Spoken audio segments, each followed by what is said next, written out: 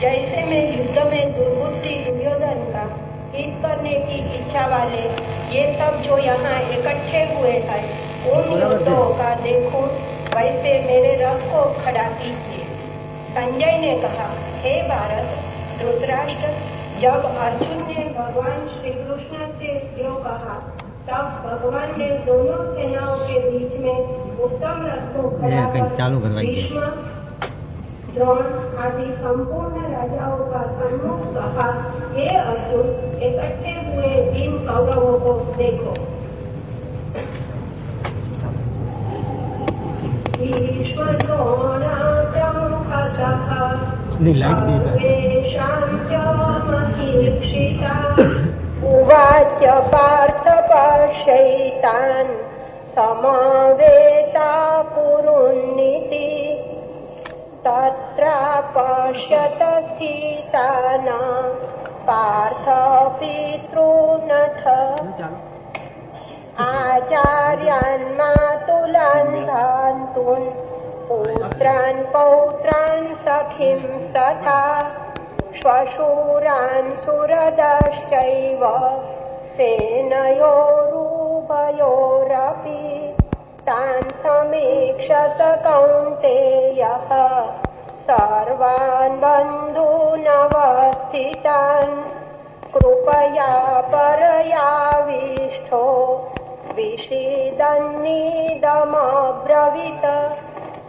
अर्जुन उवाच द्रष्टे मम स्वजनं कृष्ण युयुत्सुं समुपस्थितम् सीदन्ति मम गात्राणि मुखं च परिशुष्यति वेपतुश्च शरीरे मे रोमहर्षश्च जायते। अर्जुन ने दोनों ही सेनाओं में पितृव्य, पितामह, आचार्य, मामा, भाई, पुत्र, पौत्र, समवयस्क, श्वशुर, मित्र सभी आत्मीयों को ही देखा। उन युद्ध के लिए तत्पर सब बंधु बांधवों को देखकर अर्जुन को उन पर बड़ी दया आई। खिन्न होकर उसने भगवान से यह कहा। अर्जुन ने कहा, हे कृष्ण, युद्ध की इच्छा से उपस्थित इन पुत्र, पौत्र आदि आत्मियों को देखकर मेरा शरीर शिथिल हो रहा है, मुंह सूख रहा है, शरीर में कंप हो रहा है, भय और दुख से रोकते खड़े हो रहे हैं।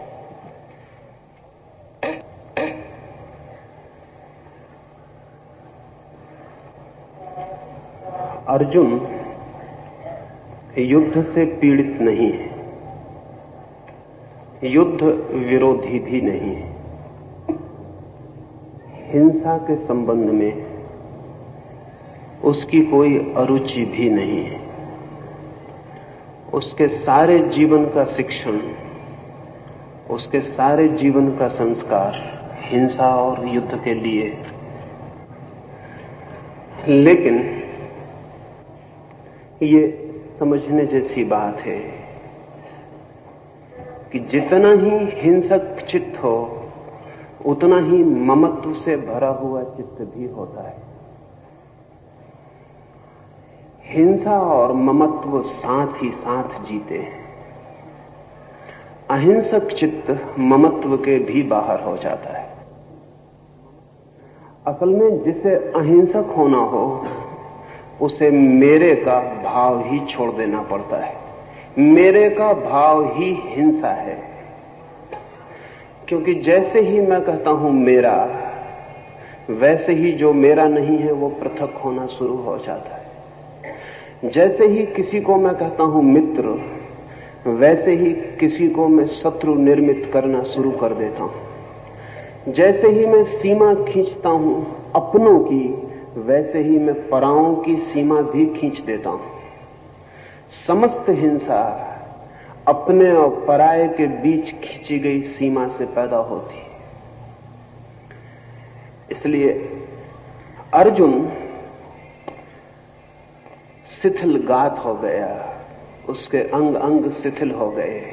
इसलिए नहीं कि वो युद्ध से विरक्त हुआ, इसलिए नहीं कि उसे होने वाली हिंसा में कुछ बुरा दिखाई पड़ा, इसलिए नहीं कि अहिंसा का कोई आकस्मिक आकर्षण उसके मन में जन्म गया, बल्कि इसलिए कि हिंसा के ही दूसरे पहलू ने उसके भीतर से, हिंसा के ही गहरे पहलू ने, हिंसा के ही बुनियादी आधार ने उसके चित्त को पकड़ लिया। ममत्व ने उसके चित्त को पकड़ लिया।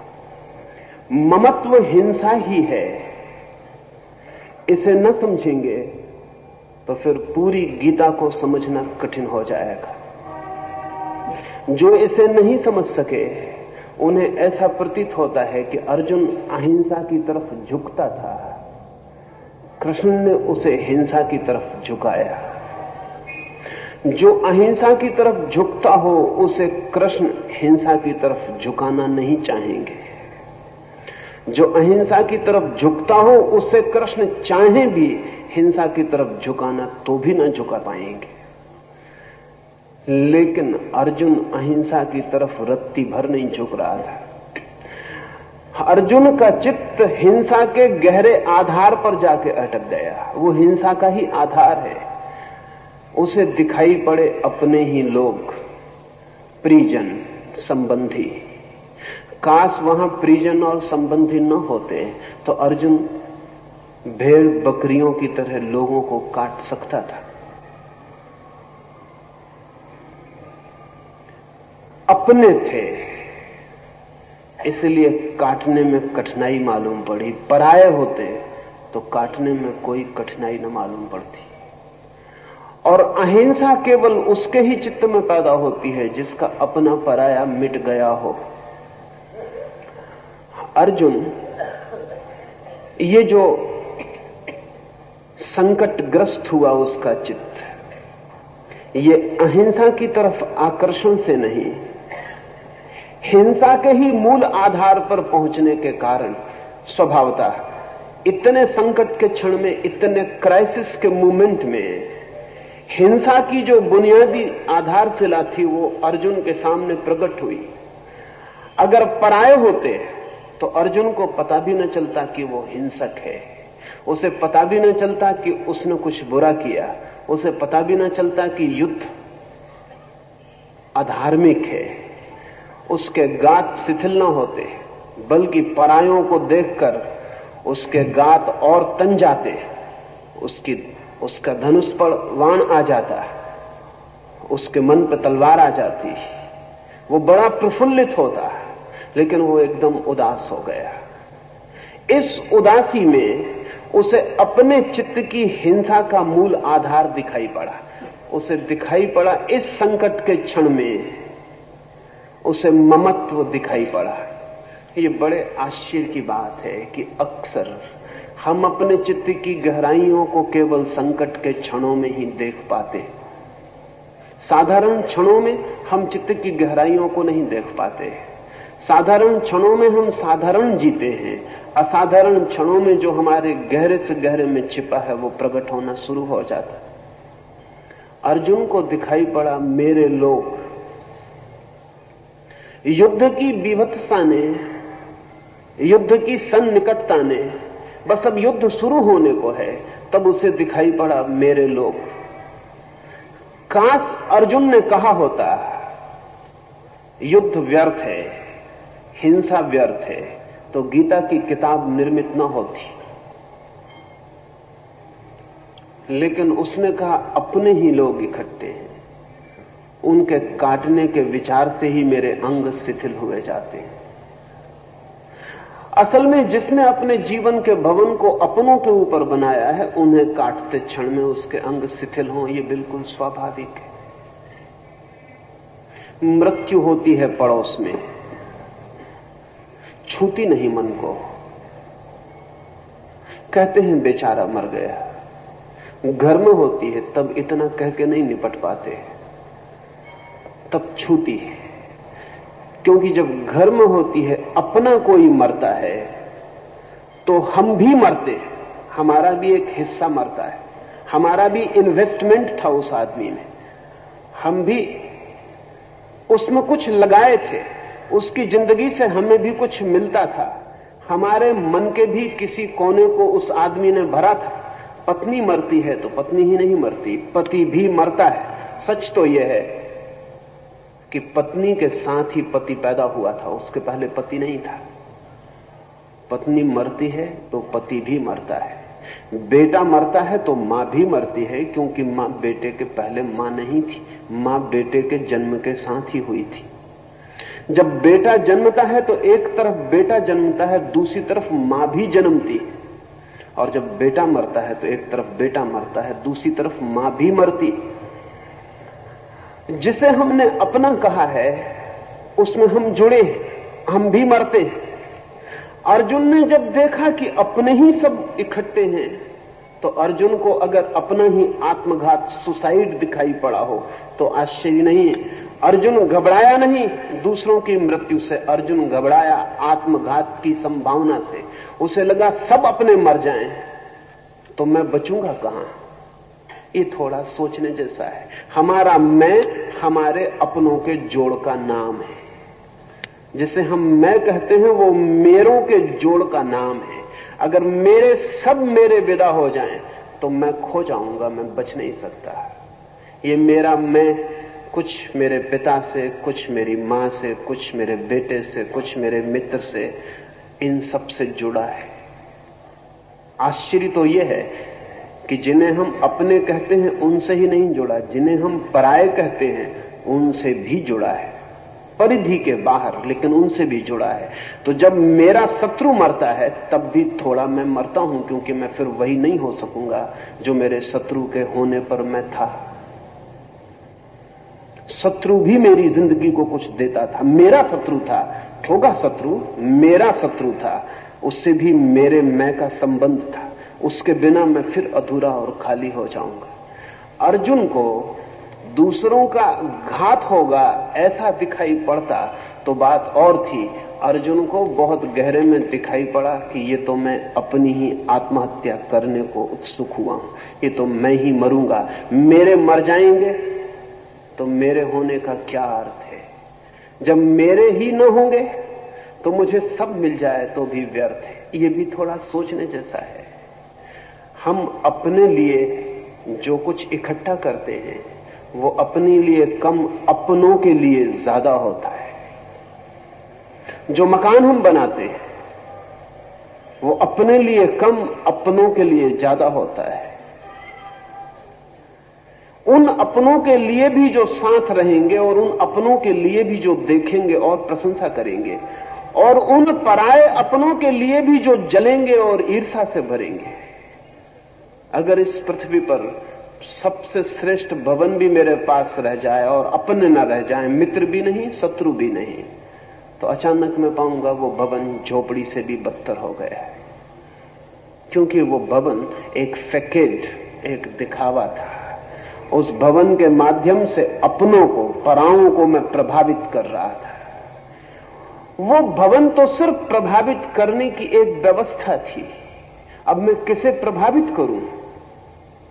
आप जो कपड़े पहनते हैं वो अपने शरीर को ढकने को कम, दूसरे की आंखों को झपने को ज्यादा है। अकेले में सब बेमानी हो जाता है। आप जो सिंहासनों पर चढ़ते हैं वो सिंहासनों पर बैठने के आनंद के लिए कम, क्योंकि कोई सिंहासन पर बैठकर कभी किसी आनंद को उपलब्ध नहीं हुआ। पर अपनों और पराओं में जो हम सिंहासन पर चढ़ के जो करिश्मा, जो चमत्कार पैदा कर पाते हैं, उसके लिए ज्यादा। सिंहासन पर बैठे आप रह जाएं और नीचे से लोग खो जाएं। अचानक आप पाएंगे सिंहासन पर बैठे होना हास्यास्पद हो गया, उतर आएंगे, फिर शायद दोबारा नहीं चढ़ेंगे। अर्जुन को लगा उस क्षण में कि अपने ही इकट्ठे हैं दोनों तरफ, मरेंगे अपने ही। अगर जीत भी गया तो जीत का प्रयोजन क्या है? जीत के लिए जीत नहीं चाहिए जाती। जीत रस है, अपनों और पराओं के बीच जो अहंकार भरेगा उसका साम्राज्य मिलेगा। क्या होगा अर्थ? कोई अर्थ ना हो।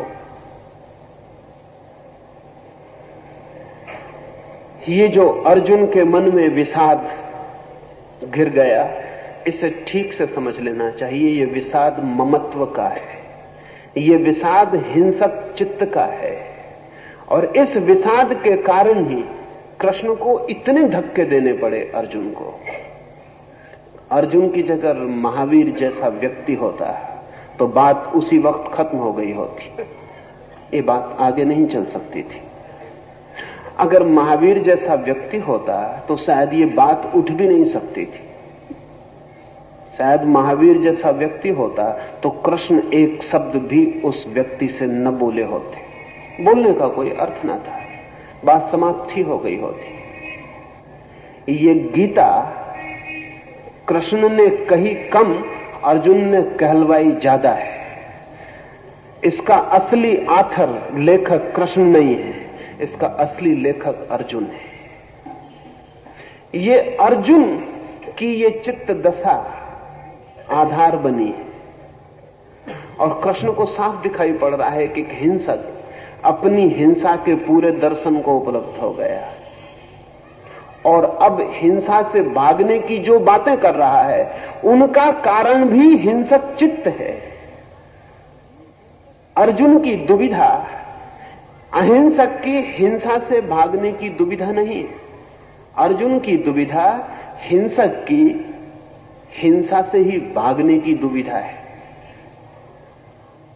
इस सत्य को ठीक से समझ लेना जरूरी है। ये ममत्व हिंसा ही है, लेकिन गहरी हिंसा है, दिखाई नहीं पड़ती। जब मैं किसी को कहता हूं मेरा, तो पजेशन शुरू हो गया, मालकियत शुरू हो गई। मालकियत हिंसा का एक रूप। पति पत्नी से कहता है मेरी, मालकियत शुरू हो गई। पत्नी पति से कहती है मेरे, मालकियत शुरू हो गई। और जब भी हम किसी व्यक्ति के मालिक हो जाते हैं तभी हम उस व्यक्ति की आत्मा का हनन कर देते हैं। हमने मार डाला उसे, हमने तोड़ डाला उसे। असल में हम उस व्यक्ति के साथ व्यक्ति की तरह नहीं, वस्तु की तरह व्यवहार कर रहे हैं। अब कुर्सी मेरी जिस अर्थ में होती है उसी अर्थ में पत्नी मेरी हो जाती है। मकान मेरा जिस अर्थ में होता है उसी अर्थ में पति मेरा हो जाता है स्वभावतः। इसलिए जहां जहां मेरे का संबंध है वहां वहां प्रेम फलित नहीं होता, सिर्फ कलह ही फलित होती है। इसलिए दुनिया में जब तक पति पत्नी मेरे का दावा करेंगे, बाप बेटे मेरे का दावा करेंगे, तब तक दुनिया में बाप बेटे पति पत्नी के बीच कलह ही चल सकती है, मैत्री नहीं हो सकती। मेरे का दावा मैत्री का विनाश है। मेरे का दावा चीजों को उल्टा ही कर देता है, सब हिंसा हो जाती। मैंने सुना एक आदमी ने शादी की है लेकिन पत्नी बहुत पढ़ी लिखी नहीं। मन में बड़ी इच्छा है कि पत्नी कभी पत्र लिखे। घर से बाहर पति गया है तो उसे समझा कर गया है, थोड़ा लिख लेती है। समझा के गया है क्या क्या लिखना। सभी पति पत्नी एक दूसरे को समझा रहे हैं क्या क्या लिखना। तो उसने लिखा है ऊपर लिखना, प्राणों से प्यारे। कभी ऐसा होता नहीं।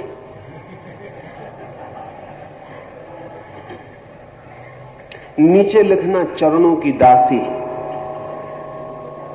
पत्नी का पत्र तो मिला लेकिन कुछ भूल हो गई। उसने ऊपर लिखा चरणों के दास और नीचे लिखा प्राणों की प्यासी।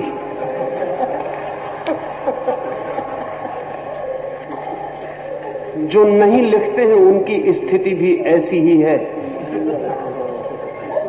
जो बिल्कुल ठीक ठीक लिखते हैं उनकी स्थिति भी ऐसी ही है। जहां आग्रह है मालकियत का, वहां हम सिर्फ घृणा ही पैदा करते हैं, और जहां घृणा है वहां हिंसा आएगी। इसलिए हमारे सब संबंध हिंसा के संबंध हो गए। हमारा परिवार हिंसा का संबंध होकर रह गया। ये जो अर्जुन को दिखाई पड़ा, मेरे सब मिट जाएंगे तो मैं कहां, और मेरों को मिटाकर जीत का, साम्राज्य का क्या अर्थ है? इसमें वो अहिंसक नहीं हो गया है। अन्यथा कृष्ण आशीर्वाद देते और कहते विदा हो जा, बात समाप्त हो गई। लेकिन कृष्ण देख रहे हैं कि हिंसक वो पूरा है, मैं और ममत्व की बात कर रहा है, इसलिए अहिंसा झूठी है। जो मैं की बात कर रहा हो और अहिंसा की बात कर रहा हो तो जानना कि अहिंसा झूठी है, क्योंकि मैं के आधार पर अहिंसा का फूल खिलता ही नहीं। मेरे के आधार पर अहिंसा के जीवन का कोई विकास ही नहीं होता। आचार्य श्री, अर्जुन युद्धभूमि पर गया, उसने स्वजन, गुरुजन और मित्रों को देखा, वो शोक से भर गया, विषाद हुआ उसको। उसका चित्त हिंसक था। युद्धभूमि पर दुर्योधन भी था, युधिष्ठिर भी था, द्रोणाचार्य भी थे, और भी बहुत से योद्धाए थे, उनके भी स्वजन मित्र थे। उनका भी चित्त हिंसक था, ममत्व से भरा हुआ था। अर्जुन को ही सिर्फ विषाद क्यों हुआ? निश्चय ही दुर्योधन भी वहां था और भी योद्धा वहां थे, उन्हें क्यों विषाद न हुआ? वे भी ममत्व से भरे लोग थे, वे भी हिंसा से भरे लोग थे। नहीं हुआ कारण है, हिंसा भी अंधी हो सकती है, विचारहीन हो सकती है। ममत्व भी अंधा हो सकता है, विचारहीन हो सकता है। हिंसा भी आंख वाली हो सकती है, विचारपूर्ण हो सकती है। ममत्व भी आंख वाला हो सकता है और विचारपूर्ण हो सकता है। सुबह मैंने कहा था कि अर्जुन की कठिनाई यही है कि वो विचारहीन नहीं, विचार है और विचार दुविधा में डालता है। विचार ने दुविधा में डाला उसे। दुर्योधन को भी दिखाई पड़ रहा है, लेकिन हिंसा इतनी अंधी है कि ये नहीं देख पाएगा दुर्योधन कि इस हिंसा के पीछे मैं उन सबको मार डालूंगा जिनके बिना हिंसा भी व्यर्थ हो जाती है। अंधेपन में ये दिखाई नहीं पड़ेगा। अर्जुन उतना अंधा नहीं है, इसलिए अर्जुन उस युद्ध के स्थल पर विशेष इस अर्थों में है कि जीवन की तैयारी उसकी वही है जो दुर्योधन की है। जीवन की तैयारी उसकी वही है जो दुर्योधन की है, लेकिन मन की तैयारी उसकी भिन्न है। मन में उसके विचार है, संदेह है, डाउट है, मन में उसके शक है। वो पूछ सकता है, वो प्रश्न उठा सकता है, और जिज्ञासा का बुनियादी सूत्र उसके पास है। और सबसे बड़े प्रश्न वे नहीं हैं जो हम जगत के संबंध में उठाते हैं। सबसे बड़े प्रश्न वे नहीं हैं जो हम पूछते हैं किसने जगत बनाया। सबसे बड़े प्रश्न वे नहीं हैं जो हम पूछते हैं कि ईश्वर है या नहीं। सबसे बड़े प्रश्न वे हैं जो हमारे मन की ही कॉन्फ्लिक्ट, मन के ही द्वंद्व से जन्मते। लेकिन अपने ही मन के द्वंद्व को देख पाने के लिए विचार चाहिए, चिंतन चाहिए, मनन चाहिए। अर्जुन सोच पा रहा है, देख पा रहा है कि मैं जो हिंसा करने जा रहा हूं उसमें वे ही लोग मर जाएंगे जिनके लिए हिंसा करने का कुछ अर्थ हो सकता है। अंधा नहीं है, और ये अंधा न होना ही उसका कष्ट भी है, उसका सौभाग्य भी है। इसे समझ लेना उचित है। अंधा नहीं है, ये उसका कष्ट है। दुर्योधन कष्ट में नहीं है। दुर्योधन के लिए युद्ध एक रस है, अर्जुन के लिए युद्ध एक संकट और कष्ट हो गया। सौभाग्य भी यही है, यदि वो इस कष्ट को पार हो जाता है तो निर्विचार में पहुंच सकेगा। अगर वो इस कष्ट को पार हो जाता है तो परमात्मा में समर्पण को पहुंच सकेगा। अगर वो इस कष्ट को पार हो जाता है तो ममत्व को छोड़ने में पहुंच सकेगा। अगर इस कष्ट को पार नहीं हो पाता तो निश्चित ही ये युद्ध उसके लिए विकट संकट होगा, जिसमें वो सीजोफ्रेनिक हो जाएगा, जिसमें उसका व्यक्तित्व दो खंडों में टूट जाएगा। या तो भाग जाएगा या लड़ेगा बेमन से और हार जाएगा। जो लड़ाई बेमन से लड़ी जाए वो हारी ही जाने वाली है, क्योंकि बेमन से लड़ने का मतलब है आधा मन भाग रहा है, आधा मन लड़ रहा है। और जो आदमी अपने भीतर ही विपरीत दिशाओं में गति करता हो उसकी पराजय निश्चित है। दुर्योधन जीतेगा, फिर पूरे मन से लड़ रहा है। कुएं में भी गिर रहा है तो पूरे मन से गिर रहा है, अंधकार में भी जा रहा है तो पूरे मन से जा रहा है। असल में अंधकार में दो ही व्यक्ति पूरे मन से जा सकते हैं। एक तो वो जो अंधा है, क्योंकि उसे अंधकार और प्रकाश से कोई अंतर नहीं पड़ता है। एक वो जिसके पास आत्मिक प्रकाश है, क्योंकि तब अंधकार को उसका होना ही अंधकार को मिटा देता है। अर्जुन या तो दुर्योधन जैसा हो जाए, नीचे गिर जाए, विचार से विचारहीनता में गिर जाए तो युद्ध में चला जाएगा, और या कृष्ण जैसा हो जाए, विचार से निर्विचार में पहुंच जाए, इतना ज्योतिर्मय हो जाए, इतना ज्योति से भर जाए भीतरी कि देख पाए कि कौन मरता है, कौन मारा जाता है, देख पाए कि ये जो सब हो रहा है स्वप्न से ज्यादा नहीं है। या तो इतने बड़े सत्य को देख पाए तो युद्ध में जा सकता है, या इतने बड़े असत्य को देख पाए कि हम उनको ही मारकर आनंद को उपलब्ध हो जाएंगे जिनके लिए मारने की चेष्टा कर रहे हैं। या तो दुर्योधन के असत्य में उतर जाए तो अर्जुन निश्चिंत हो जाएगा, या कृष्ण के सत्य में पहुंच जाए तो अर्जुन निश्चिंत हो जाएगा। अर्जुन एक तनाव है। नीत्शे ने कहीं कहा है कि आदमी एक सेतु है, ए ब्रिज, दो अलग अलग पारों को जोड़ता हुआ। आदमी एक तनाव है, या तो पशु हो जाए तो सुख को पाले, या परमात्मा हो जाए तो आनंद को पाले। लेकिन जब तक आदमी है तब तक सुख भी नहीं पा सकता, तब तक आनंद भी नहीं पा सकता, तब तक सुख और आनंद के बीच सिर्फ खिंच सकता है, एंजाइटी और तनाव भर हो सकता है। इसलिए हम दोनों काम करते हैं जीवन में। शराब पी के पशु हो जाते हैं, थोड़ा सुख मिलता है, सेक्स में थोड़ा सुख मिलता है, पशु में वापस उतर जाते हैं, नीचे गिर जाते हैं विचार से तो थोड़ा सुख मिलता है। दुनिया में शराब का इतना आकर्षण किसी और कारण से नहीं है। शराब हमें वापस पशु में पहुंचा देने की सुविधा बन जाती है। नशा करके हम वही हो जाते हैं जहां सभी पशु, फिर हम पशु जैसे निश्चिंत, क्योंकि पशु कोई चिंता नहीं करता, कोई पशु पागल नहीं होता, सिर्फ सर्कस के पशु पागल होते हैं, क्योंकि सर्कस का पशु करीब करीब आदमी की हालत में आ जाता है, आदमी करीब करीब सर्कस के पशु की हालत में है।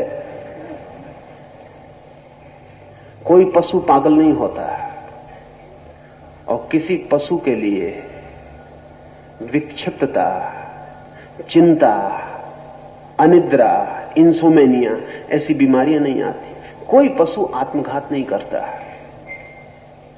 सुसाइड नहीं करता, क्योंकि आत्मघात के लिए बहुत चिंता इकट्ठी हो जानी जरूरी है। बड़े मजे की बात है, कोई पशु बोर्डम अनुभव नहीं करता, वो कभी ऊबता नहीं। एक भैंस है, वो रोज घास वही चरती रहेगी, वो कभी नहीं ऊबती। ऊबने का कोई सवाल नहीं है। ऊबने के लिए विचार चाहिए, बोर्डम के लिए, ऊब के लिए विचार चाहिए। इसलिए मनुष्यों में जो जितना ज्यादा विचारशील है उतना ऊबेगा, मनुष्यों में जो जितना ज्यादा विचारशील है उतना चिंता से भर जाएगा, मनुष्यों में जो जितना ज्यादा विचारशील है वो पागल हो सकता है, मनुष्यों में जो जितना ज्यादा विचारशील है वो विक्षिप्त हो सकता है। लेकिन ये एक ही पहलू है। दूसरा पहलू ये है कि जो विक्षिप्त होने की स्थिति को पार कर जाए वो विमुक्त भी हो सकता है, और जो चिंता को पार कर जाए वो निश्चिंतता के सजग आनंद को उपलब्ध हो सकता है, और जो तनाव को पार कर जाए वो विश्रांति के उस अनुभव को पा सकता है जो सिर्फ परमात्मा में विश्राम से उपलब्ध होती है। अर्जुन मनुष्य का प्रतीक है, दुर्योधन पशु का प्रतीक है, कृष्ण परमात्मा के प्रतीक है। वहां 3 प्रतीक हैं उस युद्ध स्थल पर। अर्जुन डमाडोल है, वो दुर्योधन और कृष्ण के बीच डमाडोल है। उसे निश्चिंतता मिल सकती है, he can be at ease अगर वो दुर्योधन हो जाए, अगर वो कृष्ण हो जाए। अर्जुन रहते कोई सुविधा नहीं है, अर्जुन रहते तनाव है, अर्जुन रहते मुश्किल है। उसकी मुश्किल यही है कि दुर्योधन हो नहीं सकता, कृष्ण होना समझ में नहीं आता, और जो है वहां टिक नहीं सकता क्योंकि वो बीच का तरंग भर है, वहां टिका नहीं जा सकता। कोई भी सेतु मकान बनाने के लिए नहीं होता। अकबर ने फतेहपुर सीकरी बनाई तो वहां एक पुल पर, एक ब्रिज पर उसने वाक्य लिखवाया, सेतु पार करने को है, सेतु निवास के लिए नहीं। और ठीक लिखा। जो भी आदमी सेतु पर निवास बनाएगा वो मुश्किल में पड़ेगा। कहीं भी लौट जाएं, पशु हो जाएं कि परमात्मा हो जाएं, आदमी नियति नहीं है। आदमी होना संकट है, क्राइसिस है। आदमी अंत नहीं है। आदमी अगर ठीक से हम समझें तो ना तो पशु है और ना परमात्मा है।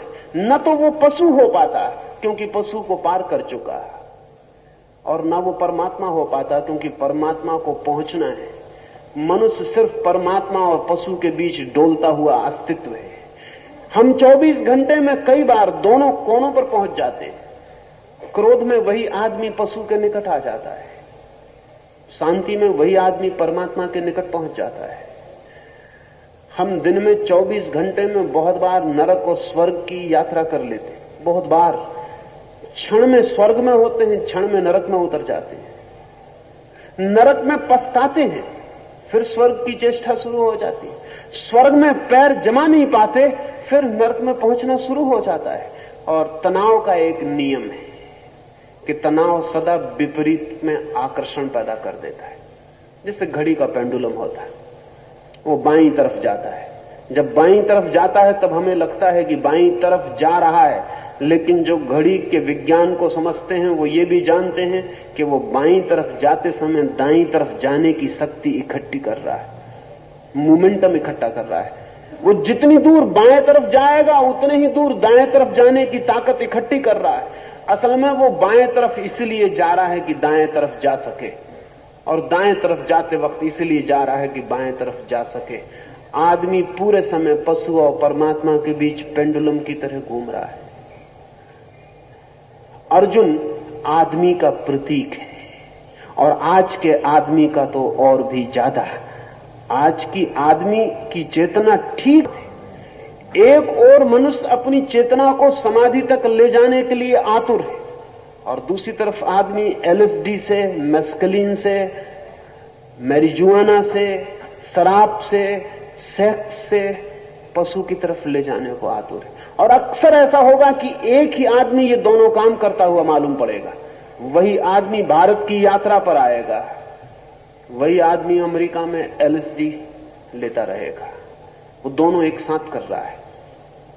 मनुष्य बेहोश हो जाए तो पशु हो सकता, लेकिन बेहोश ज्यादा देर नहीं रहा जा सकता। बेहोशी के सुख भी होश में ही अनुभव हो पाते हैं। बेहोशी में बेहोशी का सुख भी अनुभव नहीं होता। शराब का भी मजा जब शराब पिए होता है आदमी तब नहीं चलता। पता तो तभी चलता है जब शराब का नशा उतर जाता है।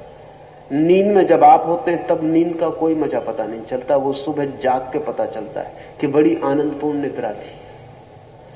बेहोशी के सुख के लिए होश में आना जरूरी है, और होश में कोई सुख नहीं मालूम पड़ता, इसलिए फिर बेहोशी में उतरना पड़ता है। अर्जुन मनुष्य की चेतना है, इसलिए अद्भुत है। गीता इसलिए अद्भुत है कि वो मनुष्य की बहुत आंतरिक मनस्थिति का आधार है। मनुष्य की आंतरिक मनस्थिति, अर्जुन के साथ कृष्ण का जो संघर्ष है पूरे समय, वो जो अर्जुन के साथ कृष्ण का संवाद है या विवाद है, वो जो अर्जुन को खींच खींच कर परमात्मा की तरफ लाने की चेष्टा है और अर्जुन वापस शिथिलगात होकर बैठ जाता है, वो फिर पशु में गिरना चाहता है। ये जो संघर्ष है वो अर्जुन के लिए है, दुर्योधन के लिए नहीं। दुर्योधन निश्चिंत है। अर्जुन भी वैसा हो तो निश्चिंत हो सकता है, वैसा नहीं है। हम में भी जो दुर्योधन की तरह हैं वे निश्चिंत हैं। वे मकान बना रहे हैं, वे दिल्ली में राजधानियों के सिंहासन चढ़ रहे हैं, वे धन कमा रहे हैं। हम में भी जो अर्जुन की तरह हैं वे बेचैन और परेशान हैं। वे बेचैन हैं इसलिए कि जहां हैं वो जगह घर बनाने योग्य नहीं मालूम पड़ती। जहां से आ गए हैं वहां से आगे बढ़ गए हैं, पीछे लौटना संभव नहीं है। जहां पहुंचे नहीं उसका कोई पता नहीं कि वो कहां है मार्ग, वो मंदिर कहां है उसका कोई पता नहीं। धार्मिक आदमी स्वभावता संकटग्रस्त होता है, क्राइसिस में होता है। अधार्मिक आदमी क्राइसिस में नहीं होता। इसलिए मंदिरों में बैठा आदमी ज्यादा चिंतित दिखाई पड़ेगा बजाय कारागृह में बैठे आदमी के। कारागृह में बैठा आदमी इतना चिंतित नहीं मालूम पड़ता है, निश्चिंत है। उसने एक किनारे पर वो है, वो सेतु पर नहीं है। एक अर्थों में वो सौभाग्यशाली मालूम पड़ सकता है। ईर्षा योग कितना निश्चिंत है, लेकिन उसका सौभाग्य बड़े गहरे अभिशाप को छिपाए, वो इसी तट पर रह जाएगा। उसमें अभी मनुष्य की किरण भी पैदा नहीं हुई। मनुष्य के साथ ही उपद्रव शुरू होता है, मनुष्य के साथ ही संताप शुरू होता है, क्योंकि मनुष्य के साथ ही परमात्मा होने की संभावना, पोटेंशियलिटी के द्वार खुलते। वो अर्जुन पशु होना नहीं चाहता, स्थिति पशु होने की है, परमात्मा होने का उसे पता नहीं। बहुत गहरी अनजान में आकांक्षा परमात्मा होने की ही है। इसलिए वो पूछ रहा है, इसलिए प्रश्न उठा रहा है, इसलिए जिज्ञासा जगा रहा है। जिसके जीवन में भी प्रश्न है, जिसके जीवन में भी जिज्ञासा है, जिसके जीवन में भी असंतोष है, उसके जीवन में धर्म आ सकता है।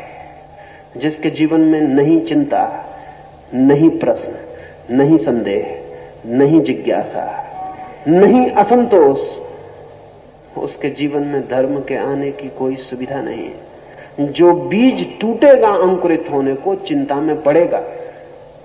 बीज बहुत मजबूत चीज है, अंकुर बहुत कमजोर होता है। बीज बड़ा निश्चिंत होता है, अंकुर बड़ी चिंता में पड़ जाता है।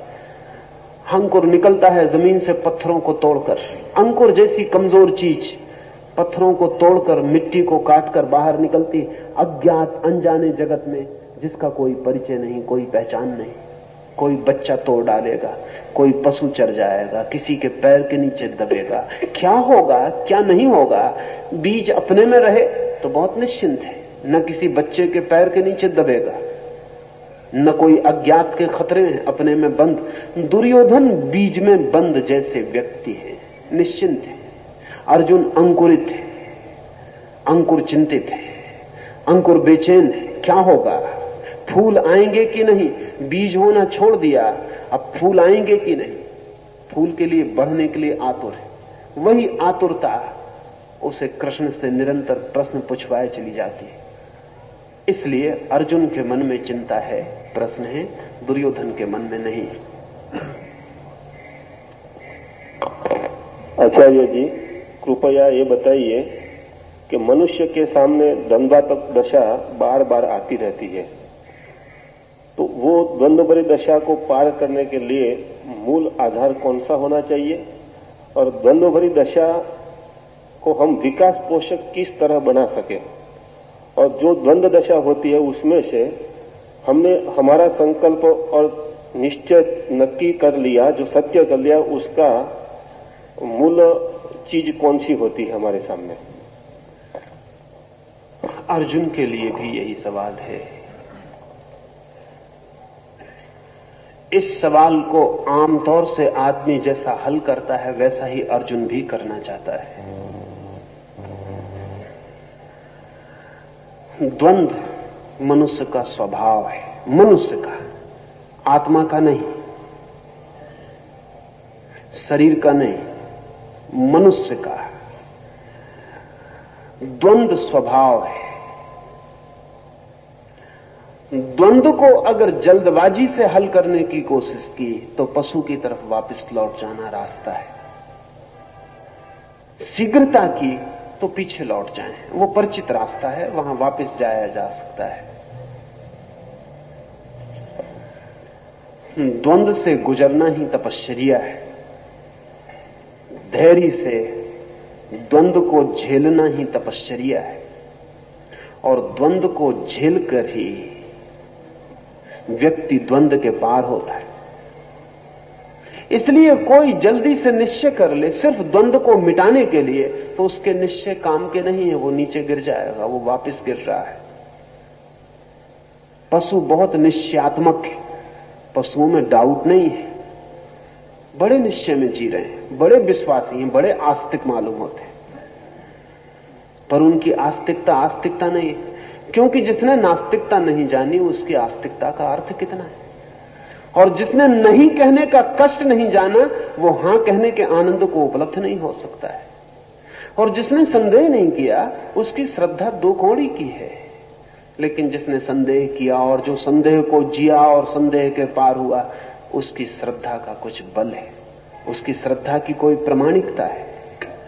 तो एक तो रास्ता यह है कि जल्दी कोई निश्चय कर ले, और निश्चय करने के बहुत रास्ते आदमी पकड़ लेता है। किसी शास्त्र को पकड़ ले तो निश्चय हो जाएगा। शास्त्र निश्चय की भाषा में बोल देगा कि ऐसा ऐसा करो और विश्वास करो। जिसने शास्त्र पकड़ के निश्चय किया उस आदमी ने अपने मनुष्य होने से इंकार कर दिया। उसे एक अवसर मिला था विकास का, उसने खो दिया। गुरु को पकड़ लो, जिसने गुरु को पकड़ लिया उसने अवसर खो दिया। एक संकट था जिसमें बेसहारा गुजरने के लिए परमात्मा ने उसे छोड़ा था, उसने उस संकट से बचाव कर लिया। वो संकट से बिना गुजरे रह गया। और आग में गुजरता तो सोना निखरता, वो आग में गुजरा ही नहीं, वो गुरु की आड़ में हो गया तो सोना निखरेगा भी नहीं। निश्चय करने को आपसे नहीं कहता, आप निश्चय करोगे कैसे? जो आदमी द्वंद्व में है उसका निश्चय भी द्वंद्व से भरा होगा। जब द्वंद्व में है तो निश्चय करेंगे कैसे? द्वंद्व से भरा आदमी निश्चय नहीं कर सकता, करना भी नहीं चाहिए। द्वंद्व को जिए, द्वंद्व में तपे, द्वंद्व में मरे और खपे, द्वंद्व को भोगे। द्वंद्व की आग से भागे मत, क्योंकि जो आग दिखाई पड़ रही है उसी में कचरा जलेगा और सोना बचेगा। द्वंद्व से गुजरे, द्वंद्व को नियति समझे, वो मनुष्य की डेस्टिनी है, वो उसका भाग्य है, उससे गुजरना ही होगा। उसे जिए, जल्दी ना करें, निश्चय जल्दी ना करें। हाँ, द्वंद्व से गुजरे तो निश्चय आएगा, द्वंद्व से गुजरे तो श्रद्धा आएगी, लानी नहीं पड़ेगी। लाई गई श्रद्धा का कोई भी मूल्य नहीं, क्योंकि जो श्रद्धा लानी पड़ी है उसका मतलब ही है कि अभी आने के योग मन न बना था, जल्दी ले आए। जो श्रद्धा बनानी पड़ी है उसका अर्थ ही है कि पीछे द्वंद्वग्रस्त मन है, वो भीतर जिंदा रहेगा, ऊपर से परत श्रद्धा की हो जाएगी, वो ऊपर ऊपर काम देगी, समय पर काम नहीं देगी। जब कठिन समय होगा, मौत सामने खड़ी होगी, तो बहुत पक्का विश्वास कर लिया था कि आत्मा अमर है। जब गीता पढ़ते थे तब पक्का विश्वास रहा था, जब रोज सुबह मंदिर जाते थे तब पक्का था कि आत्मा अमर है। और जब डॉक्टर पास खड़ा हो जाएगा, उसका चेहरा उदास दिखाई पड़ेगा और घर के लोग भागने दौड़ने लगेंगे और नाड़ी की गति गिरने लगेगी, तब अचानक पता चलेगा कि पता नहीं आत्मा अमर है या नहीं। क्योंकि लाख कहें गीताएं, उनके कहने से आत्मा अमर नहीं हो सकती। आत्मा अमर है इसलिए वे कहती हैं, ये दूसरी बात है, लेकिन उनके कहने से आत्मा अमर नहीं हो सकती। और आप किसी को मान लें, इससे कुछ होने वाला नहीं। हाँ, द्वंद्व से गुजरे, पीड़ा को झेलें, वो अवसर है।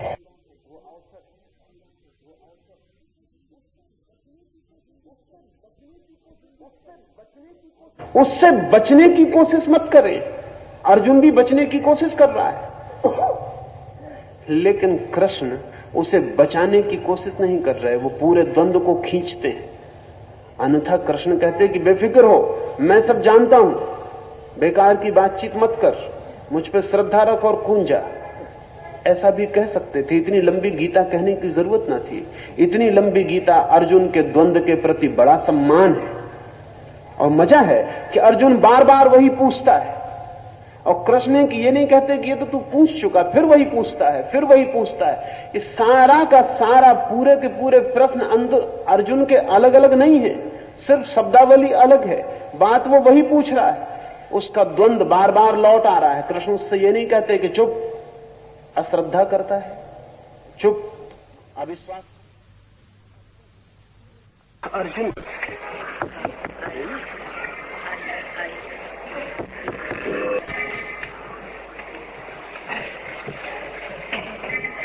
होता है वही बार बार दौरा उसका द्वंद ही बार बार नए नए रूप लेकर खड़ा होता है। कृष्ण उसे विश्वास दिलाने को उत्सुक नहीं, कृष्ण उसे पहुंचाने को जरूर उत्सुक है।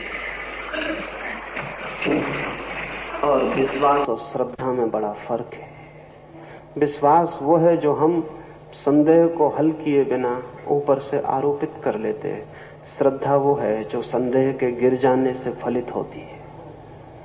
श्रद्धा संदेह की ही यात्रा से मिली मंजिल है। विश्वास संदेह के भय से पकड़ लिए गए अंधे आधार है। तो मैं कहूंगा, जिए द्वंद को, तीव्रता से जिए, इंटेंसिटी से जिए। धीरे धीरे जिएंगे तो बहुत समय लगेगा। कुनकुनी आंच में डाल देंगे सोने को तो निखरने में जन्म लग सकते हैं। तीव्रता से जिए। द्वंद मनुष्य का अनिवार्य परीक्षण है, जिससे वो परमात्मा तक पहुंचने की योग्यता का निर्णय दे पाता है। जिए, भागे मत, एस्केप ना करें, कंसोलेशंस मत खोजें, सांत्वनाएं मत बनाएं। जाने कि यही है नियति, द्वंद है। लड़ें, तीव्रता से उतरें इस द्वंद में। क्या होगा इसका परिणाम? इसके दो परिणाम होंगे। जैसे ही कोई व्यक्ति अपने चित्त के द्वंद में पूरी तरह उतरने को राजी हो जाता है, वैसे ही उस व्यक्ति के भीतर एक तीसरा बिंदु भी पैदा हो जाता है। दो के अलावा तीसरी ताकत भी पैदा हो जाती है। जैसे ही कोई व्यक्ति अपने द्वंद को जीने के लिए राजी होता है, वैसे ही उसके भीतर दो नहीं तीन शुरू हो जाते हैं। द थर्ड फोर्स, वो जो निर्णय करती है कि जिएंगे द्वंद को, वो द्वंद के बाहर है, वो द्वंद के भीतर नहीं। मैंने सुना है, सेंट तेरेसा एक ईसाई फकीर औरत हुई।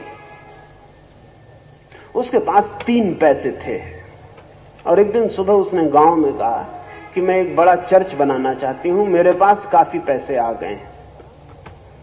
लोग हैरान हुए, क्योंकि कल भी उसको लोगों ने भीख मांगते देखा था। लोगों ने पूछा कि इतने अचानक पैसे कहां से आ गए जिससे बड़ा चर्च बनाने का ख्याल है? उसने अपना भिक्षा पात्र दिखाया, उसमें 3 पैसे थे। लोगों ने कहा, पागल तो नहीं हो गई तेरेसा? वैसे हम पहले ही सोचते थे कि तेरा दिमाग कुछ गड़बड़ है। असल में भगवान की तरफ जो लोग जाते हैं, उनका दिमाग उनके लिए थोड़ा गड़बड़ दिखाई पड़ता ही है, जो नहीं जाते हैं। हम पहले ही सोचते थे कि तेरा दिमाग कुछ ना कुछ ढीला है। 3 पैसे से चर्च बनाएगी? तेरेसा ने कहा, मैं हूं, 3 पैसे हैं और परमात्मा भी है। तेरेसा, धन 3 पैसे, धन परमात्मा। उन सब ने कहा, वो परमात्मा कहां है? तो तेरेसा ने कहा कि वो थर्ड फोर्स है, वो तीसरी शक्ति है।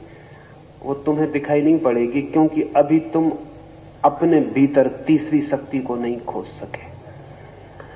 जो व्यक्ति अपने भीतर तीसरी शक्ति को खोज लेता है, वो इस सारे जगत में भी तीसरी शक्ति को तत्काल देखने में समर्थ हो जाता है।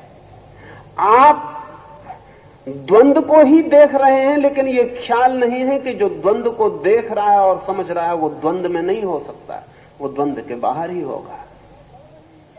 अगर 2 लड़ रहे हैं आपके भीतर, तो निश्चित ही आप उन दोनों के बाहर हैं, अन्यथा देखेंगे कैसे? अगर उन दोनों में से एक में जुड़े होते तब तो एक से आपका तादात्म्य हो गया होता और दूसरे से आप अलग हो गए होते। लेकिन आप कहते हैं द्वंद्व हो रहा है, मेरा बायां और दायां हाथ लड़ रहा है। मेरे बाएं और दाएं हाथ लड़ पाते हैं क्योंकि इन बाएं और दाएं हाथ के पीछे मैं एक तीसरी ताकत हूं। अगर मैं बायां हाथ हूं तो दाएं हाथ से मेरा क्या आंतरिक द्वंद्व है, वो पराया हो गया। अगर मैं दायां हाथ नहीं बायां हाथ हूं तो दायां हाथ पराया हो गया। आंतरिक द्वंद्व कहां है? आंतरिक द्वंद्व इसीलिए है कि एक तीसरा भी है जो देख रहा है, जो कह रहा है कि मन में बड़ा द्वंद्व है। मन कभी ये कहता है, मन कभी वो कहता है, लेकिन जो मन के द्वंद्व के संबंध में कह रहा है ये कौन है? द्वंद्व में उतरे और इस तीसरे को पहचानते जाएं। जैसे जैसे द्वंद्व में उतरेंगे ये तीसरा साक्षी, ये विटनेस दिखाई पड़ना शुरू हो जाएगा। और जिस दिन ये तीसरा दिखाई पड़ा उसी दिन द्वंद्व से विदा होना शुरू हो जाएंगे। तीसरा नहीं दिखाई पड़ता इसलिए द्वंद्व है, तीसरा दिखाई पड़ता है तो जोड़ शुरू हो जाता है। पर द्वंद्व से भागे मत, द्वंद्व की प्रक्रिया अनिवार्य है, उससे ही गुजर कर वो जो द्वंद्व के पार है, ट्रांसेंडेंटल है, उसे पाया जाता है। पूरी गीता उस तीसरे बिंदु पर ही खींचने की कोशिश है अर्जुन को।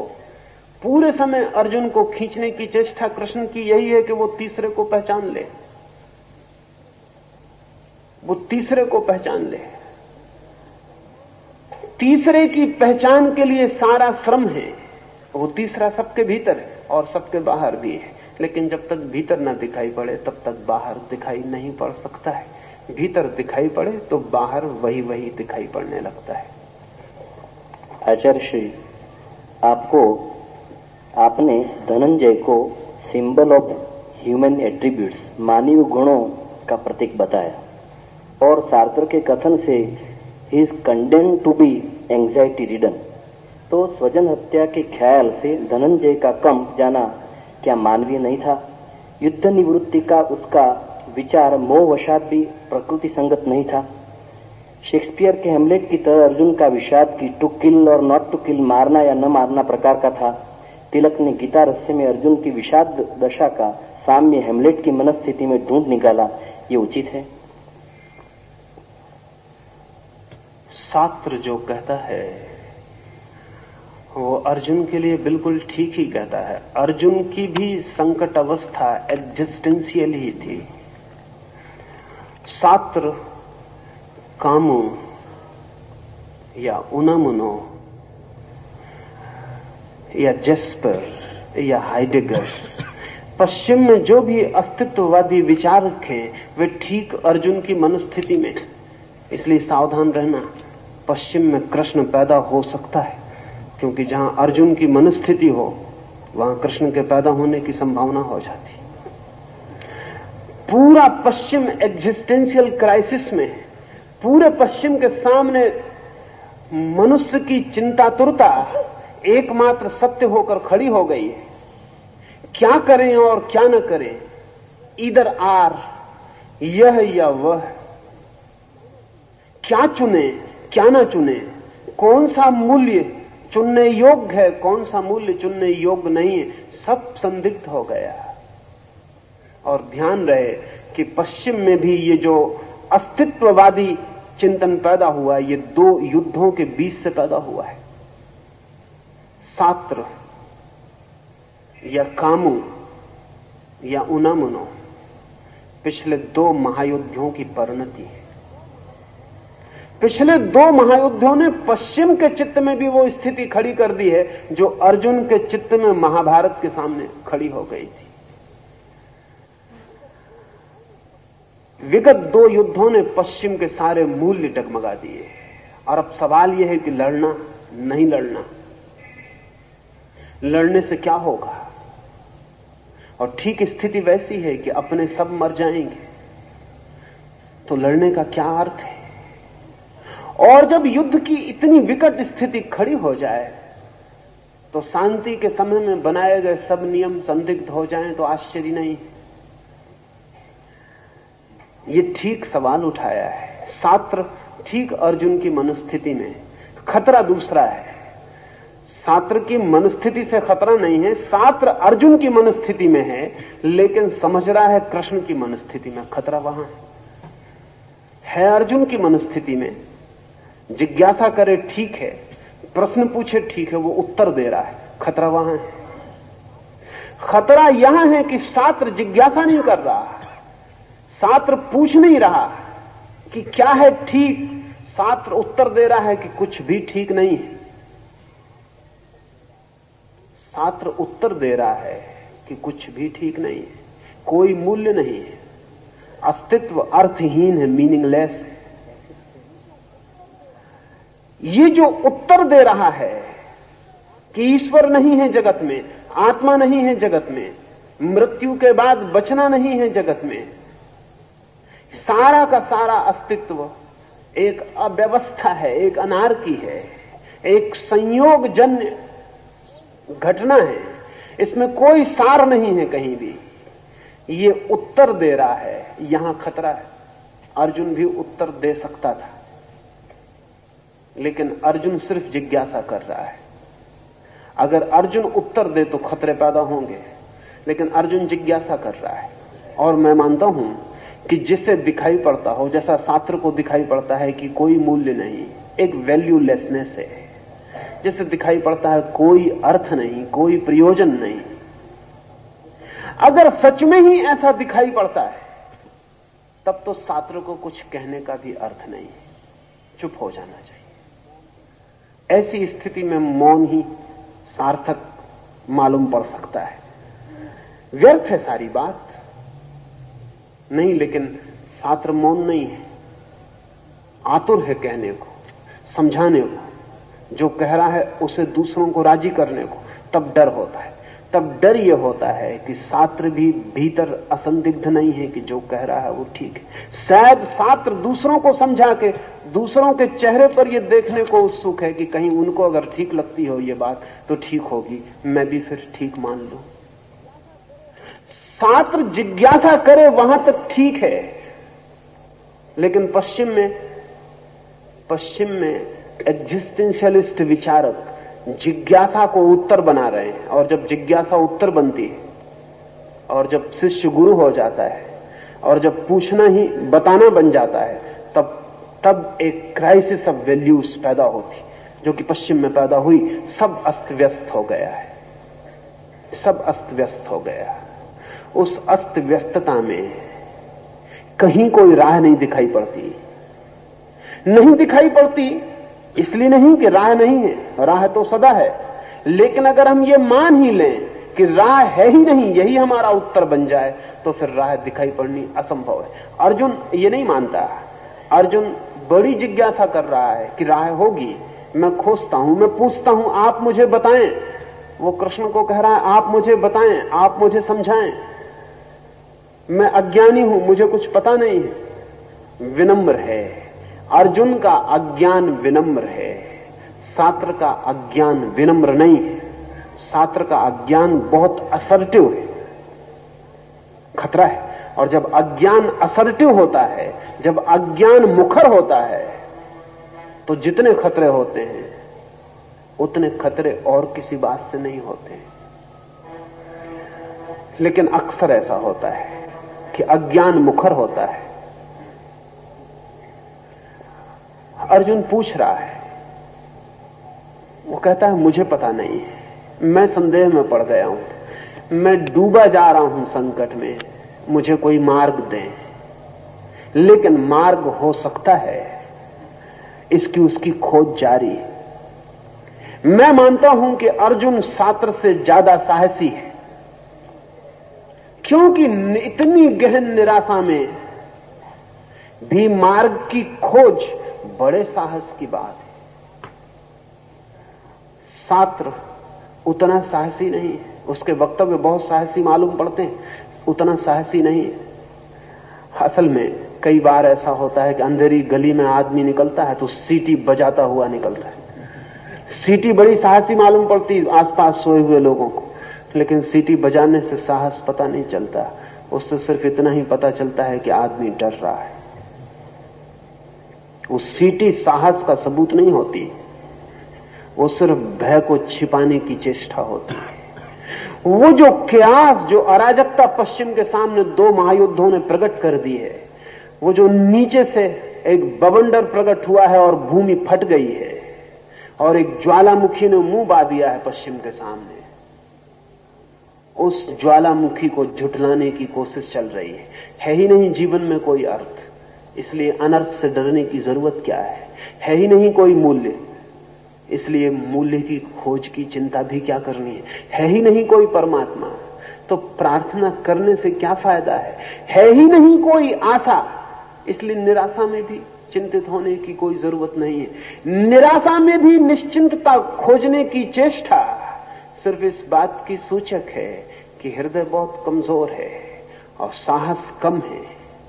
असल में आशा जब तीव्र निराशा में पड़ती है तभी पता चलता है कि है या नहीं, और जब गहन अंधकार में ज्योति को खोजने की चेष्टा चलती है तभी पता चलता है कि प्रकाश की कोई आकांक्षा, गहरा साहस, गहरी लगन और गहरे संकल्प से जुड़ी है या नहीं जुड़ी है।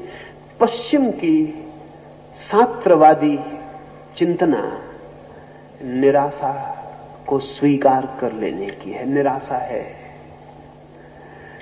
इससे पश्चिम उबरेगा नहीं, इसलिए एग्जिस्टेंशियलिज्म और उस तरह के विचारक सिर्फ एक फैशन से ज्यादा नहीं, और फैशन मरनी शुरू हो गई, फैशन मर रही। अब अस्तित्ववाद कोई बहुत जीवित धारणा नहीं है। बच्चे पश्चिम के उसको भी इंकार कर रहे हैं, वो भी ओल्ड फैशन हो गई, छोड़ो ये बकवास भी। लेकिन छात्र की पीढ़ी ने जो निराशा दी है उसका दुष्परिणाम आने वाली पीढ़ी पर दिखाई पड़ रहा है। वो पीढ़ी कहती है कि ठीक है, हम सड़क पर नंगे नाचेंगे क्योंकि तुम्ही ने तो कहा कि कोई अर्थ नहीं है, तो फिर कपड़े पहनने में ही कौन सा अर्थ है। तो हम फिर किसी भी तरह के काम संबंध निर्मित करेंगे क्योंकि तुम्ही ने तो कहा है कि कोई अर्थ नहीं है, तो परिवार का भी क्या अर्थ है। तो फिर हम किसी को आदर नहीं देंगे क्योंकि तुम्ही ने तो कहा है कि जब ईश्वर ही नहीं है तो आदर का क्या अर्थ है। और हम कल की चिंता ना करेंगे। आज यूनिवर्सिटी अमेरिका और यूरोप की लड़के खाली करके भाग रहे हैं। उनसे कहते हैं उनके मां बाप की पढ़ो, तो वो कहते हैं कल का क्या भरोसा। तुम्ही ने तो कहा है कि सब अनिश्चित है, तो पढ़ लिख के भी क्या होगा। और वो लड़के पूछते हैं कि हिरोशिमा में भी लड़के पढ़ रहे थे कॉलेज में, फिर एटम गिर गया और सब समाप्त हो गया। हम भी पढ़ेंगे, तुम एटम तैयार कर रहे हो, किस दिन गिरा दोगे कुछ पता नहीं, तो हमें जी लेने दो, जो 2-4 क्षण हमें मिले हमें जी लेने दो। तो पश्चिम में जो जीवन का एक विस्तार है, टाइम में, समय में जो एक जीवन की यात्रा है, वो एकदम खंडित हो गई, क्षण पर टिक गया। अभी जो है कर लो, अगले क्षण का कोई भरोसा नहीं, और अगले क्षण के भरोसे को करोगे भी क्या। अंततः तो मृत्यु ही है, अगला क्षण मृत्यु है। टाइम जो है वो डेथ का पर्यायवाची हो गया पश्चिम में। समय और मृत्यु एक ही अर्थ के हो गए। अभी जो है और कोई मूल्य नहीं है। अभी एक व्यक्ति ने कई हत्याएं की और जब अदालत ने उससे पूछा तो उसने कहा क्या हर्ज है, जब सभी को मर ही जाना है तो मैंने मरने में सहायता की। और वो तो मर ही जाते हैं, उनके मारने से मुझे थोड़ा आनंद मिला है, उसके ले लेने में हर्ज क्या है। जब कोई मूल्य ही नहीं है तो ठीक है। छात्र की पीढ़ी पश्चिम को एक खोखलेपन से, एक हालोनेस से भर गई, क्योंकि उसके पास उत्तर नहीं था, सिर्फ प्रश्न थे और उसने प्रश्नों को ही उत्तर बता दिया। अगर अर्जुन जीत जाए तो इस मुल्क में भी हालोनेस पैदा हो जाए। अर्जुन नहीं जीता और कृष्ण जीत गए। वो एक संघर्ष था बड़ा अर्जुन और कृष्ण के बीच। अगर अर्जुन को शक सवार हो जाए और धुन सवार हो जाए गुरु होने की, और वो अपनी जिज्ञासाओं को उत्तर बना दे और अपने प्रश्नों को उत्तर बना दे और अपने अज्ञान को ज्ञान मान ले, तो इस मुल्क में भी वही स्थिति पैदा हो जाती जो पश्चिम में अस्तित्ववादी चिंतन के कारण पैदा हुई है। स्थिति वही है, लेकिन पश्चिम के पास अभी भी कृष्ण नहीं है। लेकिन इस सिचुएशन में कृष्ण पश्चिम में पैदा हो सकते हैं। और इसलिए बहुत आश्चर्य की बात नहीं है कि कृष्ण कॉन्शसनेस जैसे आंदोलन पश्चिम के मन को पकड़ रहे हैं। कोई आश्चर्य नहीं है कि पश्चिम की सड़कों पर लड़के और लड़कियां ढोल पीटकर और कृष्ण का भजन कर रहे हैं। ये कोई आश्चर्य नहीं है, ये आकस्मिक नहीं है। इस जगत में आकस्मिक कुछ भी नहीं होता। इस जगत में एक फूल भी खिलता है तो लंबे कारण होते हैं। अगर लंदन की सड़क पर कोई हरे कृष्ण का भजन ढोल पर पीटता हुआ घूमता है तो यह आकस्मिक नहीं है। यह पश्चिम के चित्त में कहीं कोई गहरी पीड़ा है। अर्जुन तो मौजूद हो गया, कृष्ण कहां है? प्रश्न तो खड़ा हो गया, उत्तर कहां है? उत्तर की तलाश पैदा हुई है। इसलिए ठीक सवाल था ये। लेकिन मैं अर्जुन को मनुष्य का प्रतीक कहता हूं, और अर्जुन को जो ममत्व पकड़ा वो भी मनुष्य की मनुष्यता है। लेकिन नीत्शे का एक वचन आपसे कहूं। नीत्शे ने कहा है, अभागा होगा वो दिन जिस दिन मनुष्य से पार होने की आकांक्षा छोड़ देगा। अभागा होगा वो दिन जिस दिन मनुष्य की प्रत्यंचा पर मनुष्य को पार करने वाला तीर ना खींचेगा। अभागा होगा वो दिन जिस दिन मनुष्य होने से तृप्त हो जाएगा। ठीक, मनुष्य मंजिल नहीं है, पड़ाव है, उसे पार होना ही है। अर्जुन मंजिल नहीं है, पड़ाव है। स्वाभाविक है आदमी के लिए अपनों को चाहे, स्वाभाविक है आदमी के लिए अपनों को मारने से डरे, स्वाभाविक है आदमी के लिए इधर आर पकड़े, यह या वह करूं या ना करूं, चिंता आए। लेकिन जो मनुष्य के लिए स्वाभाविक है वो जीवन का अंत नहीं है। और मनुष्य के लिए जो स्वाभाविक है वो सिर्फ मनुष्य के लिए स्वाभाविक है। और उस स्वभाव में चिंता और पीड़ा और तनाव भी जुड़े हैं, अशांति, दुख और विक्षिप्तता भी जुड़ी है।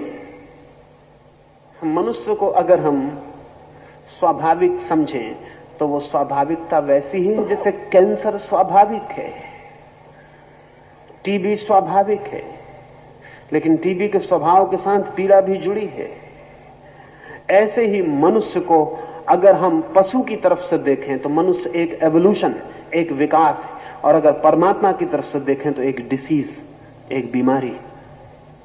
अगर हम पशु की तरफ से देखें तो मनुष्य एक विकास है, और अगर परमात्मा की तरफ से देखें तो मनुष्य एक बीमारी है, एक डिसीज।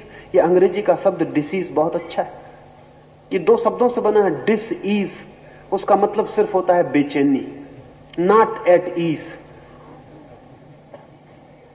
तो आदमी एक डिसीज है, एक बेचैनी है अगर परमात्मा की तरफ से देखें। और अगर पशु भी हमारे संबंध में सोचते होंगे तो वे भी नहीं सोचते होंगे कि हम विकास हैं, वो भी सोचते होंगे कि हमारे बीच से कुछ लोग गड़बड़ हो गए, विक्षिप्त हो गए, इनका दिमाग खराब हो गया, सिवाय परेशानी के। क्योंकि जब कोई पशु देखता होगा कि आदमी साइकियाट्रिस्ट के दफ्तर में जाता है, आदमी मनोवैज्ञानिक के पास अपने मन की जांच के लिए जाता है, जब देखते होंगे आदमी पागल खाने खड़े करता है, और जब देखते होंगे कि आदमी दिन रात चिंता में जीता है, तो पशु भी कभी सोचते होंगे, कभी न कभी उनकी जमात बैठती होगी और वो सोचते होंगे इन बेचारों को कितना समझाया था, मत आदमी बनो।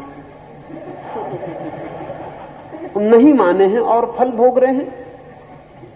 जैसा कि पिता अक्सर बेटों के संबंध में सोचते हैं, पशु पिता हैं, हम उसी यात्रा से आते हैं, जरूर सोचते होंगे कितना समझाया, लेकिन बिगड़ गई ये जनरेशन, ये पीढ़ी भटक गई।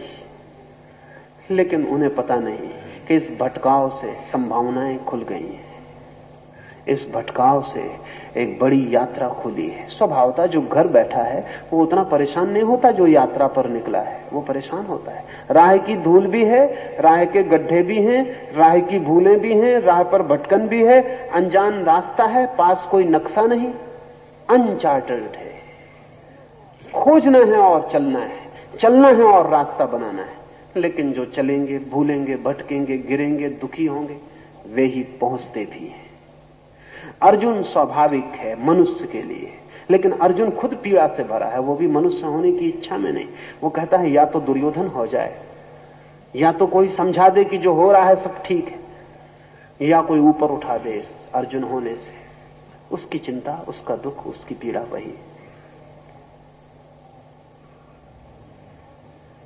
गांडीवं स्रंसते हस्तात् त्वकचैव परिदह्यते न च शक्नोऽभ्यवस्थातुं भ्रमातीव च मे मनः निमित्तानि च पश्यामि विपरीतानि केशव न च श्रेयोऽनुपश्यामि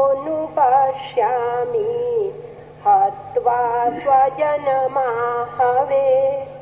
न काङ्क्षे विजयं कृष्ण न च राज्यं सुखानि च किं नो राज्येन गोविन्द किं भोगैर्जीवितेन वा।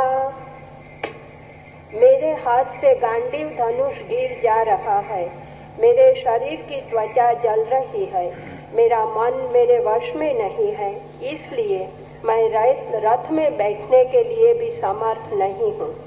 हे केशव, मैं विपरीत निमित्त देखता हूँ। युद्ध में आदमियों को मारकर कोई कल्याण नहीं देखता। हे कृष्ण, मैं विजय नहीं चाहता, राज्य अथवा विषय सुख कुछ भी नहीं चाहता। हे गोविंद, आदमियों की हिंसा से प्राप्त हो जैसे हमें क्या प्रयोजन? राज्य मूलक भोग और जीवन से भी क्या प्रयोजन है?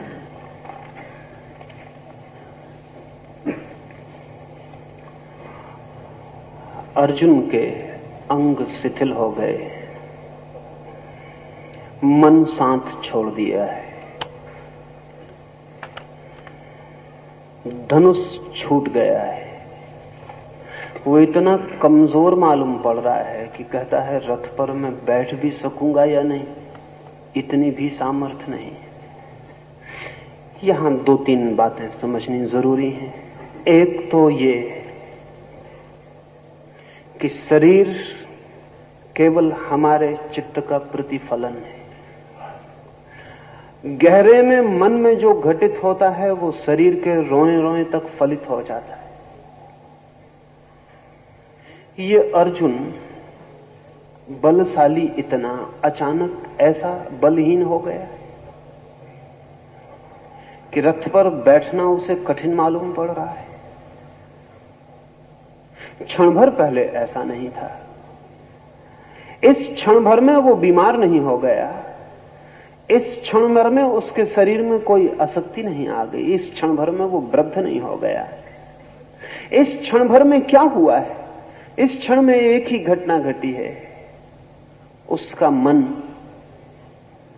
क्षीण हो गया, उसका मन दुर्बल हो गया, उसका मन स्वखंडों में विभाजित हो गया, स्वविरोधी खंडों में विभाजित हो गया। जहां मन विभाजित होता है विरोधी खंडों में, तत्काल शरीर रुग्ण दीन हो जाता है। जहां मन संयुक्त होता है एक संगीतपूर्ण स्वर में, वहां शरीर तत्काल स्वस्थ और अविभाजित हो जाता है। उसके धनुष का गिर जाना, उसके हाथ पैर का कपना, उसके रोओं का खड़ा हो जाना सूचक है, इस बात का सूचक है कि शरीर हमारे मन की छाया से ज्यादा नहीं है। नहीं, पहले ऐसा ख्याल नहीं था। वैज्ञानिक कहते रहे हैं कि मन हमारा शरीर की छाया से ज्यादा नहीं है। जो इस भ्रांत चिंतन को मानकर सोचते रहे वे लोग भी यही कहते रहे हैं।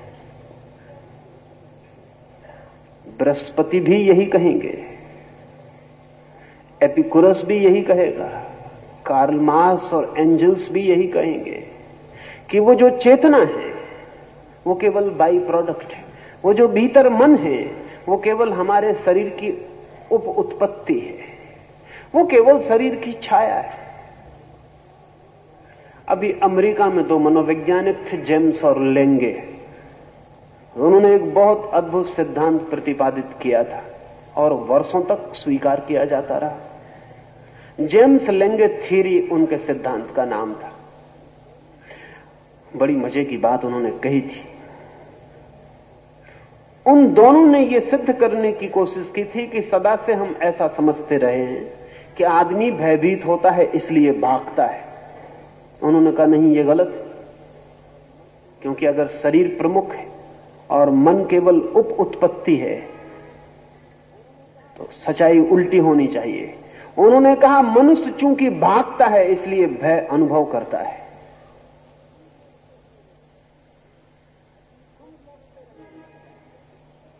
हम सोचते रहे हैं सदा से कि आदमी क्रोधित होता है इसलिए मुट्ठियां भिज जाती हैं, क्रोधित होता है इसलिए दांत भिज जाते हैं, क्रोधित होता है इसलिए आंखों में खून दौड़ जाता है, क्रोधित होता है इसलिए श्वास तेजी से चलने लगती है और हमले की तैयारी हो जाती है।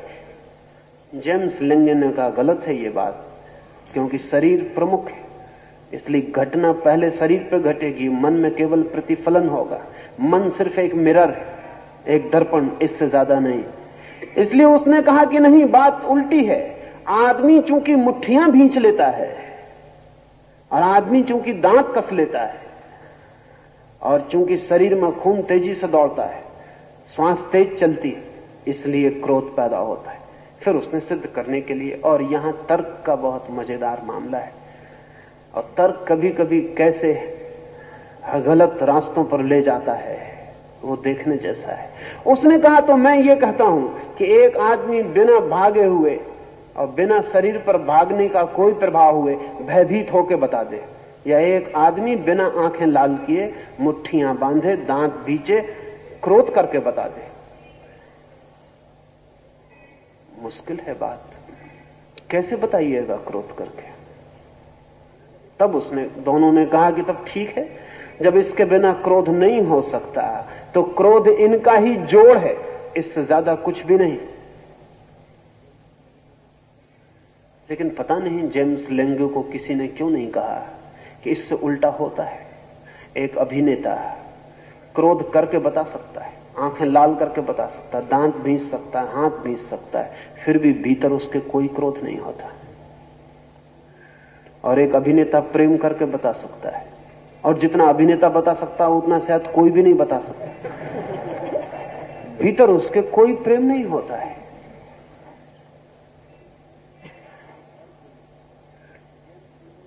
ये अर्जुन जेम्स लेंगे सिद्धांत के बिल्कुल विपरीत काम कर रहा है, बिल्कुल उल्टा काम कर रहा है। जेम्स लेंगे इसको बिल्कुल मानने को राजी नहीं होंगे, कहेंगे बिल्कुल उल्टी बातें कर रहा है। इसे कहना चाहिए कि चूंकि मेरा धनुष गिरा जाता है, चूंकि मेरे रोए खड़े हुए जाते हैं, चूंकि मेरा शरीर शिथिल हुआ जाता है, चूंकि मेरे अंग निढाल हुए जाते हैं, इसलिए हे केशव मेरे मन में बड़ी चिंता पैदा हो रही है। लेकिन ये ऐसा नहीं कह रहा है, चिंता इससे पहले पैदा हो गई है, क्योंकि इसके शरीर के शिथिल होने और इसके रोए खड़े होने का और कोई भी कारण नहीं है, बाहर कोई भी कारण नहीं है।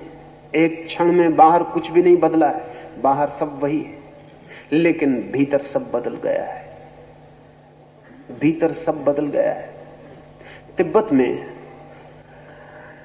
लहासा यूनिवर्सिटी में विद्यार्थियों का भी शिक्षण जो होता था उसमें भी योग का कुछ वर्ग अनिवार्य था, और एक तिब्बत का नियमित प्रयोग लहासा यूनिवर्सिटी में चलता था, उसमें भी विद्यार्थियों को उत्तीर्ण होना जरूरी था, और वो था हीट योग।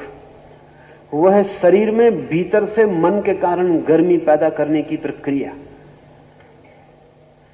अजीब, सिर्फ मन से बाहर बर्फ पड़ रही है और आदमी नग्न खड़ा है और उसके शरीर से पसीना चू रहा है। इतने पर राजी नहीं होते थे वो। और जब पश्चिम से आए हुए डॉक्टरों ने भी इस परीक्षा को किया तो बहुत हैरान हो गए क्योंकि जब विद्यार्थियों की परीक्षा होती थी तो रात में खुले मैदान में बर्फ के पास झील के किनारे उन्हें नग्न खड़ा किया जाता और उनके पास कपड़े, कोट, कमीज गीले करके रखे जाते पानी में डुबा के, और वो नग्न खड़े हैं। और उस लड़के को सर्वाधिक अंक मिलेंगे जो रात अपने शरीर से इतनी गर्मी पैदा करे कि अनेक कपड़े सुखा दे शरीर पर पहन के। जितने ज्यादा कपड़े रात भर में वो सुखा देगा उतने ज्यादा अंक उसको मिलने वाले। और जब पश्चिम से आए हुए डॉक्टरों के एक दल ने ये देखा तो वो दंग रह गए। तो उन्होंने कहा जेम्स लिंग थ्योरी का क्या हुआ? क्योंकि बाहर तो बर्फ पड़ रही है और वे डॉक्टर तो लबादे पर लबादे पहनकर भी भीतर कपे जा रहे हैं, और ये नग्न खले लड़के क्या कर रहे हैं? क्योंकि इनके शरीर पर जो होना चाहिए वो हो रहा है, लेकिन मन इंकार कर रहा है। और मन कहे चला जा रहा है कोई बर्फ नहीं, और मन कहे चला जा रहा है कि धूप है और तेज गर्मी है, और मन कहे जा रहा है कि शरीर आग तप रही है, इसलिए शरीर को पसीना छोड़ना पड़ रहा है। ये जो अर्जुन के साथ हुआ वो उसके मन में पैदा हुए भंवर का शरीर तक पहुंचा हुआ परिणाम। और हमारी जिंदगी में शरीर से बहुत कम भंवर मन तक पहुंचते हैं, मन से ही अधिकतम भंवर शरीर तक पहुंचते हैं, लेकिन हम जिंदगी भर शरीर की ही फिक्र किए चले जाते हैं। अगर कृष्ण को थोड़ी भी जिसको तथाकथित वैज्ञानिक बुद्धि कहें होती तो वो अर्जुन को कहते कि मालूम होता है तुझे फ्लू हो गया। अगर उन्होंने मार्क्स को पढ़ा होता तो वो कहते मालूम होता है तेरे शरीर में किसी हार्मोन की कोई कमी हो गई। वो कहते तू चल और किसी जनरल अस्पताल में भर्ती हो जा। लेकिन उन्होंने ये बिल्कुल नहीं कहा। वो शिथिल गात होते अर्जुन को कुछ और समझाने लगे, वो उसके मन से कुछ और समझाने लगे, वे उसके मन को बदलने की कोशिश करने लगे। जगत में दो ही प्रक्रियाएं हैं, या तो हम आदमी के शरीर को बदलने की प्रक्रिया और या आदमी की चेतना को बदलने की प्रक्रिया। विज्ञान आदमी के शरीर की बदलने की प्रक्रिया पर ध्यान देता, धर्म मनुष्य के चेतना को बदलने की प्रक्रिया पर ध्यान देता है। वही भेद है। और इसलिए मैं कहता हूं धर्म विज्ञान से ज्यादा गहरा विज्ञान है, धर्म विज्ञान से ज्यादा महान विज्ञान है, वो सुप्रीम साइंस है, वो परम विज्ञान, क्योंकि वो केंद्र से शुरू करता है। और वैज्ञानिक बुद्धि निश्चित ही केंद्र से शुरू करेगी। परिधि पर की गई चोटें जरूरी नहीं केंद्र पर पहुंचे, लेकिन केंद्र पर की गई चोटें जरूरी रूप से परिधि पर पहुंचती हैं। एक पत्ते को पहुंचाया गया नुकसान जरूरी नहीं कि जड़ों तक पहुंचे, अक्सर तो नहीं पहुंचेगा, पहुंचने की कोई जरूरत नहीं है, लेकिन जड़ों को पहुंचाया गया नुकसान पत्तों तक जरूर पहुंच जाएगा, पहुंचना ही पड़ेगा। पहुंचने के अतिरिक्त और कोई मार्ग नहीं है। इसलिए अर्जुन की इस स्थिति को देखकर कृष्ण उसे कहां से पकड़ते हैं? अगर वे शरीर से पकड़ते तो गीता फिजियोलॉजी की एक किताब होती, वो भौतिक शास्त्र होता है। वे उसे चेतना से पकड़ते हैं, इसलिए गीता एक मनसशास्त्र बन गई। गीता के मनसशास्त्र बनने का प्रारंभ अर्जुन के शरीर की घटना को कृष्ण बिल्कुल ध्यान ही नहीं देते। वो न उसकी नाड़ी देखते, न थर्मामीटर लगाते। वो कहते हैं उसकी फिक्र ही नहीं करते कि उसके शरीर को क्या हो रहा है। वे फिक्र करते हैं कि उसकी चेतना को क्या हो रहा है। ये थोड़ा विचारणीय है। जैसा मैंने कहा, आज भी मनुष्य जाति करीब करीब अर्जुन की चेतना से ग्रस्त है। उसके शरीर पर भी वे परिणाम हो रहे हैं, लेकिन हम जो इलाज कर रहे हैं वे शरीर से शुरू करने वाले हैं। इसलिए सब इलाज हो जाते हैं और बीमार बीमार ही बना रहता है। उसकी चेतना से कोई इलाज शुरू नहीं हो पाता है। ये अर्जुन कहता है मेरा मन साथ छोड़े दे रहा है, मैं बिल्कुल निर्वीर्य हो गया, बलहीन हो गया। बल क्या है? एक तो बल है जो शरीर की मांसपेशियों मसल्स में होता है, उसमें तो कोई भी फर्क नहीं पड़ गया। लेकिन इस क्षण अर्जुन को एक छोटा सा बच्चा भी धक्का दे दे तो वो गिर जाएगा। इस क्षण अर्जुन की मसल्स कुछ भी काम नहीं करेंगी। एक छोटा सा बच्चा उसे हरा सकता है। ये मस्कुलर ताकत कुछ अर्थ की नहीं मालूम होती। एक और बल है जो संकल्प से, विल से पैदा होता है। सच तो यह है कि वही बल है जो संकल्प से पैदा होता है। वो जो संकल्प से पैदा होने वाला बल है वो बिल्कुल ही खो गया है, क्योंकि संकल्प कहां से आए? मन दुविधा में पड़ गया तो संकल्प खंडित हो जाता है। मन एकाग्र हो तो संकल्प संगठित हो जाता है। मन दुविधा में द्वंद्वग्रस्त हो जाए, कॉन्फ्लिक्ट में पड़ जाए तो संकल्प खो जाता है। हम सब भी निर्बल हैं, संकल्प नहीं है, वही संकल्प खो गया है। क्या करूं क्या ना करूं, करना क्या उचित होगा क्या उचित नहीं होगा, सब आधार खो गए पैर के नीचे से। अर्जुन अधर में लटका रह गया, वो त्रिशंकु हो गया। ये प्रत्येक मनुष्य की स्थिति है और इसलिए अद्भुत सत्य है कुरान में, और अद्भुत सत्य है बाइबल में, और अद्भुत सत्य है जैन अवेस्ता में, और अद्भुत सत्य है ताओ ते किंग में, और दुनिया के अनेक अनेक ग्रंथों में अद्भुत सत्य हैं।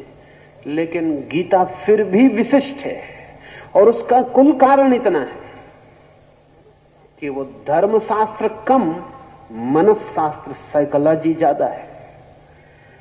उसमें कोरे स्टेटमेंट नहीं है कि ईश्वर है और आत्मा है, उसमें कोई दार्शनिक वक्तव्य नहीं है, कोई दार्शनिक तर्क नहीं है। गीता मनुष्य जाति का पहला मनोविज्ञान है, वो पहली साइकोलॉजी है। इसलिए उसके मूल्य की बात ही और है। अगर मेरा बस चले तो कृष्ण को मनोविज्ञान का पिता मैं कहना चाहूंगा। वो पहले व्यक्ति हैं जो दुविधाग्रस्त चित्त, माइंड इन कॉन्फ्लिक्ट, संतापग्रस्त मन, खंड खंड टूटे हुए संकल्प को अखंड और इंटीग्रेट करने की कहें कि वो पहले आदमी हैं जो साइको एनालिसिस का, मनस विश्लेषण का उपयोग करते हैं। सिर्फ मनस विश्लेषण का ही नहीं, बल्कि साथ एक और दूसरी बात का भी, मनस संश्लेषण का भी, साइको सिंथेसिस का भी। तो कृष्ण सिर्फ फ्राइड की तरह मनोविश्लेषक नहीं है, वे संश्लेषक भी हैं। वे मन को खोज ही नहीं करते कि क्या क्या खंड है उसके, वे इसकी भी खोज करते हैं कि वो कैसे अखंड, इंडिविजुएशन को अर्जुन कैसे अखंड हो जाए। और ये अर्जुन की चित्त दशा हम सबकी चित्त दशा है। लेकिन शायद संकट के इतने तीव्र क्षण में हम कभी नहीं होते। हमारा संकट भी कुनकुना, ल्यूक वार्म होता है, इसलिए हम उसको सहते चले जाते हैं। इतना ड्रामेटिक, इतना नाटकीय संकट हो तो शायद हम भी अखंड होने के लिए आतुर हो जाएं।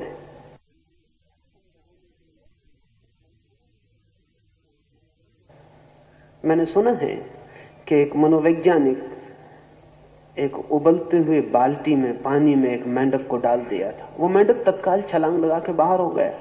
वो मेंढक अर्जुन की हालत में पड़ गया था। उबलता हुआ पानी, मेंढक कैसे एडजस्ट करे, छलांग लगा के बाहर हो गया। घंटे में उबलने तक लाया, वो करता रहा धीरे धीरे गर्म।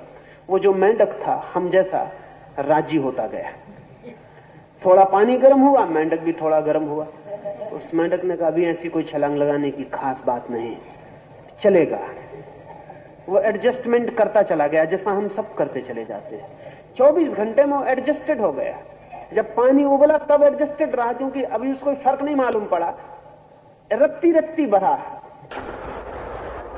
एक रत्ती से दूसरी रत्ती में कोई छलांग लगाने जैसी बात नहीं। उसने कहा इतने से राजी हो गए तो इतने से और सही, वो मर गया। पानी उबलता रहा, वो उसी में उबल गया, छलांग न लगाई। मेंढक छलांग लगा सकता, अब मेंढक को छलांग लगाने से ज्यादा स्वाभाविक और कुछ भी नहीं है, मगर वो न हो सका। अर्जुन उबलते हुए पानी में एकदम पड़ गया है। इसलिए सिचुएशन ड्रामेटिक है, सिचुएशन एक्सट्रीम, वो ठीक स्थिति पूरी उबलती हुई है। इसलिए अर्जुन एकदम धनुष्बाण छोड़ दिया। हम अपनी तराजू भी नहीं छोड़ सकते इस तरह, हम अपना गज भी नहीं छोड़ सकते इस तरह, हम अपनी कलम भी नहीं छोड़ सकते इस तरह, और रथ पर ही बैठने में एकदम इतना कमजोर हो गया। क्या हुआ? संकट से इतनी तीव्रता से राजी होना, एडजस्ट होना मुश्किल हो गया। तो मैं आपसे कहना चाहूंगा कि राजी मत होते चले जाना। नहीं, सबको ऐसे मौके नहीं आते कि महाभारत हो हर एक की जिंदगी में, और बड़ी कृपा है भगवान की, ऐसा हर एक आदमी को महाभारत का मौका लाना पड़े तो कठिनाई होगी बहुत। लेकिन जिंदगी महाभारत है, पर लंबे फैलाव पर है। त्वरा नहीं है उतनी, तीव्रता नहीं है उतनी, सघनता नहीं है उतनी। धीमे धीमे सब होता रहता है। मौत आ जाती है और हम एडजस्ट होते चले जाते हैं, हम समायोजित हो जाते हैं, और तब जिंदगी में क्रांति नहीं हो पाती। अर्जुन की जिंदगी में क्रांति निश्चित है, इधर या उधर उसे क्रांति से गुजरना ही पड़ेगा। पानी उबलता हुआ है, या तो वो भाग जाए, जैसा कि बहुत लोग भाग जाते हैं। सरल वही होगा, शॉर्टकट वही है, निकटतम यही मालूम पड़ता है, भाग जाए। इसलिए अधिक लोग जीवन के संकट में से भागने वाला सन्यास निकाल लेते हैं। अधिक लोग जीवन के संकट में से एस्केपिस्ट रिनंसिएशन निकाल लेते, एकदम जंगल भाग जाते। वो कहते नहीं, अहमदाबाद नहीं, हरिद्वार जा रहे हैं। अर्जुन भी वैसी स्थिति में था, हालांकि गीता वो अपने साथ ले जाते, तब बड़ी हैरानी होती है। हरिद्वार में गीता पढ़ते, अर्जुन भी पढ़ सकता था। हमें मिल गया, कृष्ण मिल गया, उसने कहा कि रोक, भाग मत, क्योंकि भगोड़े परमात्मा तक पहुंच सकते, भगोड़े परमात्मा तक नहीं पहुंच सकते। जो जीवन के सत्य से भागते हैं वे परमात्मा तक नहीं पहुंच सकते। जो जीवन का ही साक्षात्कार करने में असमर्थ है वो परमात्मा का साक्षात्कार नहीं कर सकते, क्योंकि जो जीवन को ही देखकर शिथिलघात हो जाते हैं, जिनके गांडीव छूट जाते हैं हाथ से, जिनके रोए कपने लगते हैं और जिनके प्राण थरथराने लगते हैं, जीवन को ही देखकर, नहीं, परमात्मा के समक्ष वे खड़े नहीं हो सकेंगे। जीवन तैयारी है, जीवन कदम कदम तैयारी है उस विराट सत्य के साक्षात्कार की, एनकाउंटर का चला जाए। लेकिन भागने की तैयारी उसकी पूरी हो गई। अब ये बड़े मजे की बात है कि वो रथ पे नहीं चढ़ पाता। वो कहता रथ पे चढ़ने की भी शक्ति नहीं, लेकिन अगर उससे कहो कि भाग जाओ जंगल की तरफ तो बड़ी शक्ति पाएगा, अभी भाग जाए, एकदम इतनी तेजी से दौड़ेगा जितनी तेजी से कभी नहीं दौड़ा है। जो आदमी जिंदगी से लड़ने की सामर्थ्य नहीं जुटा पा रहा, वो भागने की जुटा लेता है। सामर्थ्य की तो कमी नहीं मालूम पड़ती, शक्ति की तो कमी नहीं मालूम पड़ती। शक्ति तो है, अगर कृष्ण उसे कहें छोड़ सब तो बड़ा प्रफुल्ल हो जाएगा, लेकिन ये प्रफुल्लता ज्यादा देर टिके। अगर अर्जुन जंगल चला जाए तो थोड़ी देर में ही उदास हो जाएगा। बैठ भी जाए वो सन्यासी के वेश में एक वृक्ष के नीचे, तो थोड़ी देर में जंगल से ही लकड़ी वगैरह बटोर के वो तीर कमान बना लेगा। वो आदमी, क्योंकि हम अपने से भागकर कहीं भी नहीं जा सकते हैं, हम सबसे भाग सकते हैं, अपने से नहीं भाग सकते हैं। मैं तो अपने साथ ही पहुंच जाऊंगा। तो थोड़ी देर में जब वो देखेगा कि कोई देखने वाला नहीं है तो पशु पक्षियों की शिकार शुरू कर देगा। अर्जुन ही तो भागेगा ना, और पशु पक्षी तो अपने नहीं है, वो तो स्वजन, उन्हें तो मारने में कोई कठिनाई आएगी नहीं, वो मजे से मारेगा। अर्जुन सन्यासी हो नहीं सकता, क्योंकि जो संसारी होने की भी हिम्मत नहीं दिखा पा रहा है, उसके सन्यासी होने का कोई उपाय नहीं है। असल में सन्यास संसार से भागने का नाम नहीं है, संसार को पार कर जाने का नाम है। सन्यास संसार की जलन और आग का अतिक्रमण है, और जो उसे पूरा पार कर लेता है वही अधिकारी हो पाता है। सन्यास संसार से विरोध नहीं, सन्यास संसार की संपूर्ण समझ और संघर्ष का फल है। आ गया है, वो पलायनवादी हो तो अभी रास्ता है उसके सामने। अगर संघर्ष में जाए तो कठिनाई है। अब पूरी गीता उसके गात की शिथिलता को मिटाने के लिए, उसे वापस संकल्पवान होने के लिए, उसे वापस शक्ति, संकल्प, वापस व्यक्तित्व और आत्मवान बनाने की पूरी चेष्टा है। इसलिए मैं जो सारी चर्चा करूंगा वो इसी दृष्टि से चर्चा करूंगा कि वो आपके मनस के भी काम की है। और अगर आपके भीतर अर्जुन न हो तो आप मत आए, वो आपके काम की बात नहीं है। वो बेमधा ना हो, आपके भीतर संघर्ष ना हो, आपके भीतर बेचैनी ना हो तो आप मत सुने, उससे कोई संबंध नहीं है। आपके भीतर दुविधा हो, बेचैनी हो, तनाव हो, आपके भीतर निर्णय में कठिनाई हो, आपके भीतर खंड खंड आदमी हो और आप भी भीतर से टूट गए हो, डिसइंटीग्रेटेड हो, तो ही आने वाली बात आपके अर्थ की हो सकती है। शेष कल सुबह।